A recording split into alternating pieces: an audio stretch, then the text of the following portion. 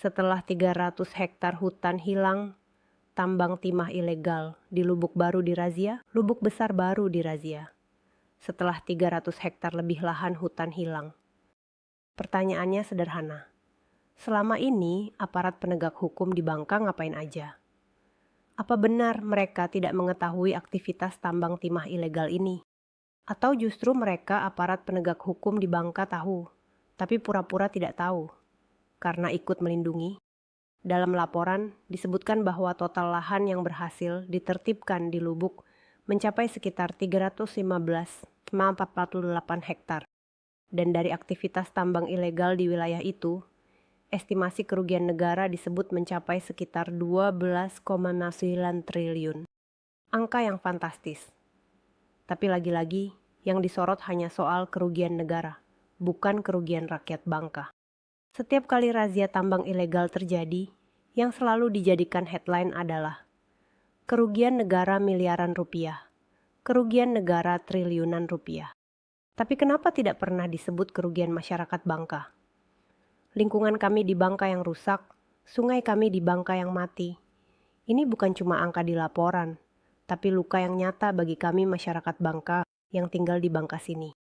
Ironinya, Bangka ini cuma dapat remah-remah fee dari hasil timahnya sendiri.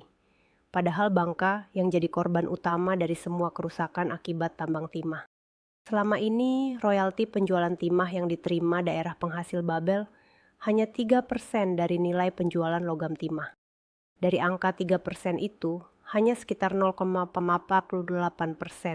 yang benar-benar masuk ke kas provinsi. Sisanya tersedot ke pusat dan pihak lain. Jadi wajar kalau Bangka terus rusak tapi tak pernah sejahtera. Kalau memang mau adil, Bangka seharusnya dapat 20% dari hasil timah yang dikelola di wilayahnya. Itu baru sebanding dengan kerusakan lingkungan, sosial, dan kesehatan yang ditanggung rakyat Bangka. Tapi kalau masih seperti sekarang, Bangka cuma jadi korban, tapi tak pernah jadi tuan di tanahnya sendiri. Lebih baik zona tambang perusahaan itu dijadikan wilayah pertambangan rakyat, WPR. Biar masyarakat lokal Bangka bisa menambang secara legal, ikut aturan, tapi hasilnya benar-benar kembali dirasakan rakyat Bangka.